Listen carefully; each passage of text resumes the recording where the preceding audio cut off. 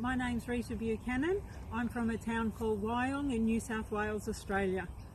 I'm a bursar for a school locally here in Lake Munmora, and because it's summer here in Australia, things I love to do are going to the beach with my dog, spending time with my children, but what I love most is to travel. I can't wait for the borders to reopen so that I can travel the world again.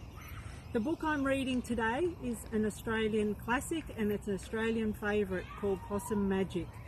The author is Mem Fox and the illustrator is Julie Vivas.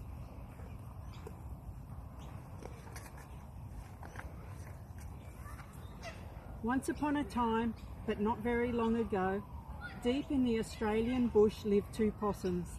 Their names were Hush and Grandma Poss.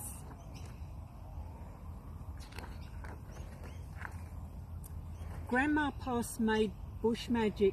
She made wombats blue and kookaburras pink.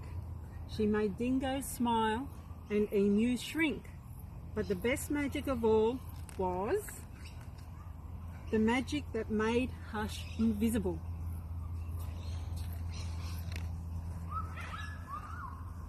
What adventures Hush had! Because she couldn't be seen, she could be squashed by koalas.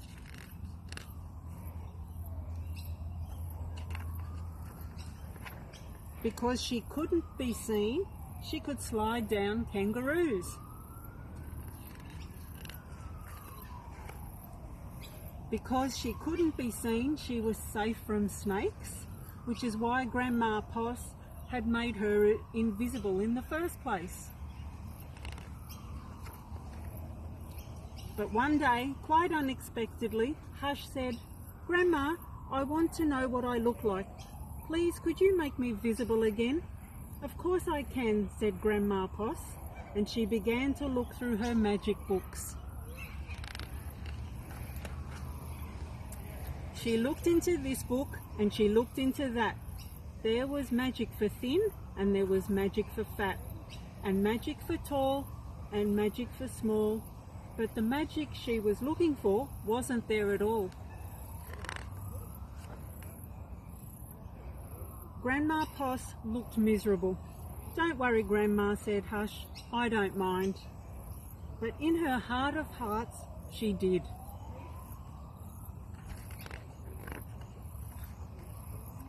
All night long, Grandma Poss thought and thought. The next morning, just before breakfast, she shouted, "It's something to do with food, people food, not possum food. But I can't remember what. We'll just have to try and find it."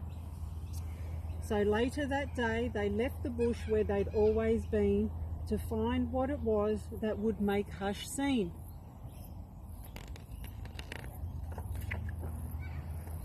They ate Anzac biscuits in Adelaide, Mornay and Minties in Melbourne, steak and salad in Sydney, and pumpkin scones in Brisbane. Hush remained invisible. "Don't lose heart," said Grandma Poss. "Let's see what we can find in Darwin."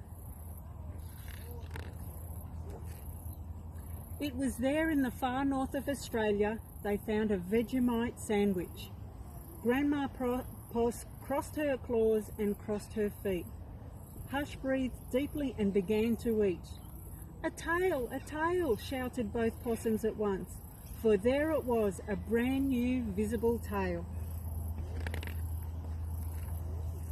Later on a beach in Perth, they ate a piece of pavlova. Hush's legs appeared, so did her body. "You look wonderful, you precious possum," said Grandma Poss. Next stop, Tasmania. And over the sea they went. In Hobart, late one night, in the kitchens of the casino, they saw a lamington on a plate. Hush closed her eyes and nibbled. Grandma Poss held her breath and waited. It worked, she cried, and she was right. Hush could be seen from head to tail. Grandma Poss hugged Hush and they both danced. Here we go round the lamington plate till early in the morning.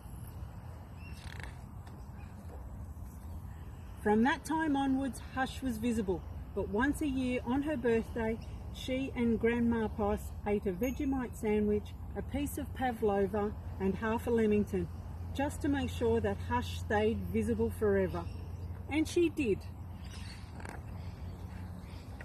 That's the end of the story. I hope you enjoyed Possum Magic. Mwah.